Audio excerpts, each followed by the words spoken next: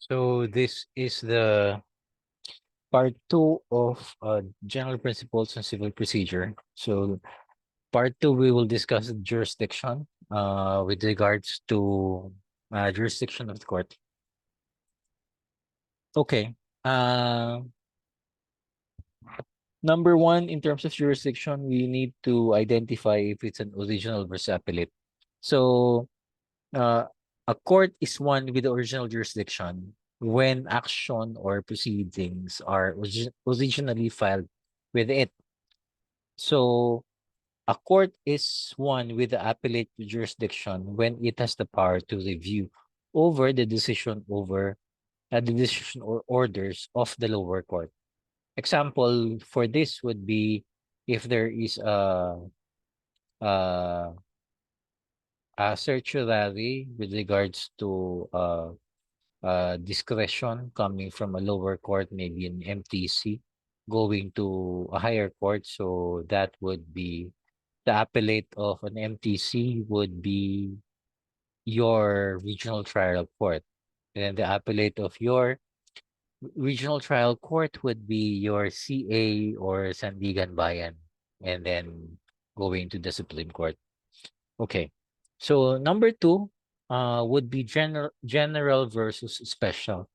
So courts of general jurisdiction are those with competence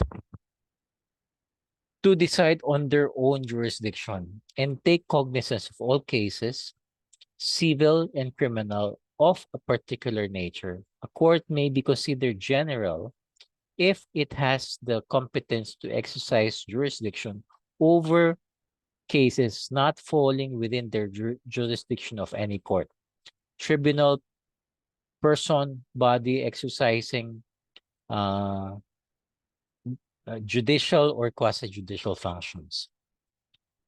Courts of special limited jurisdiction are those which have jurisdiction only for a particular purpose or clothed with special power for the performance of specified duties beyond which they have no authority or of any kind.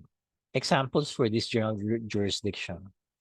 General jurisdiction is based also on BP 129. Uh, we can read about BP 129 with regards to the expanded jurisdiction of the MTC of the lower courts, plus also RTC and NCA. Okay. So when we look at the definition of general, mostly all of the courts are it has general jurisdiction. Special or limited jurisdiction would be your special courts, like for example, family court, but it normally uh the family court is based also the mother would be RTC. So the RTC has jurisdiction with regards to the family court. Plus also if it's a court of tax appeals for all of the tax related BAR customs will be under the court of tax appeals. Okay. So exclusive versus concurrent would be exclusive, confined to a particular court to the exclusion of other courts. It precludes the idea of coexistence or refers to the jurisdiction possessed to the exclusion of others. Exclusive, uh, exclusive only. RTC has exclusive rights on all special laws. Concurrent, so there's the possessed by the court together with another or other courts over the same subject matter. The court which first obtains the jurisdiction retains the exclusion. It retains it to the exclusion of the others. Number four would be continuity of jurisdiction. The doctrine means that one jurisdiction has attached, it cannot be ousted by subsequent happenings or events, although of a character which would have prevented jurisdiction from attaching it in the first instance.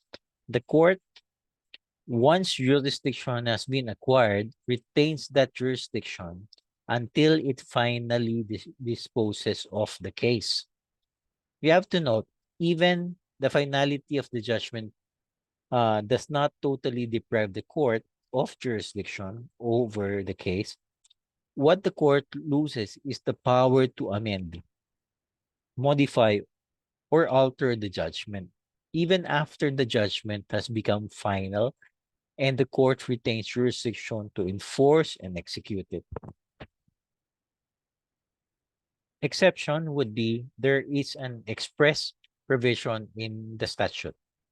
And two, the statute clearly intends to apply the actions pending before its enactment. As courts of general jurisdiction, the RTC ordinarily exercise exclusive original jurisdiction over civil actions incapable of pecuniary estimation, such as that of accounting, cancellation of certificates of sale issued in foreclosure proceedings, and injunction. Nevertheless, the scope of such general jurisdiction cannot be extended over matters falling under the special jurisdiction of another court or quasi-judicial body. Plasprint invoked the special jurisdiction of the SEC when it elected to file the the SEC's petition. It cannot be ga- it cannot be gainsaid that it was Plasprint who sought the suspension of the payments in connection with the outstanding financial accommodations with RCBC.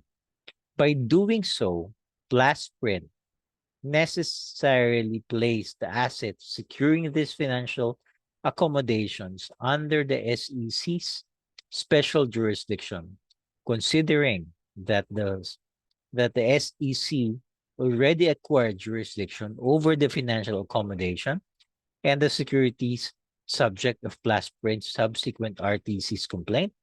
The RTC erred when it proceeded to act